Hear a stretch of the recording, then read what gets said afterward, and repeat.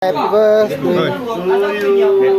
Happy birthday. Video penangkapan tersangka pembunuh tamu hotel di Palembang terbangun dapat ucapan happy birthday.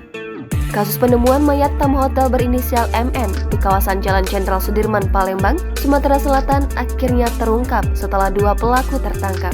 Korban MN ternyata sempat dikeroyok kemudian didorong dari kamar hotel hingga tewas terjatuh pada Jumat malam 2 Desember lalu. Kasus ini terungkap setelah polisi menemukan kecurigaan melalui rekaman CCTV bahwa ada orang lain di kamar dari tempat korban terjatuh. Dua pelaku ditangkap polisi yakni MDP 17 tahun dan Bagas Ramadhani Putra 21 tahun. Bagas ditangkap saat sedang tidur di sebuah rumah di Lahat, Sumsel. Kapolrestabes Palembang, Kombes Pol Muhammad Ngajib mengatakan, kedua pelaku ditangkap pada Senin 5 Desember di tempat terpisah.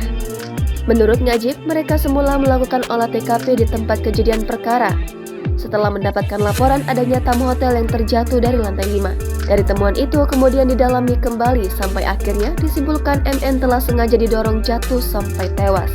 Dari pemeriksaan kedua tersangka, motif korban didorong hingga jatuh lantaran mereka kesal dengan MN yang telah berkencan dengan seorang perempuan inisial SR, 16 tahun, yang merupakan pacar dari pelaku Bagas.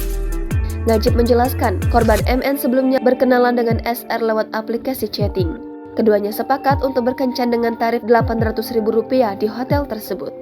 Tersangka Bagas dan MDP mendatangi hotel tempat korban berkencan. Di sana terjadi keributan sampai korban dikeroyok hingga jatuh dari lantai 5 kamar hotel. Usai korban terjatuh, kedua tersangka pun langsung melarikan diri, meninggalkan kamar hotel tersebut. Sementara itu, tersangka Bagas mengaku kesal dengan SR karena telah berkencan dengan korban MN tanpa memberitahunya lebih dulu.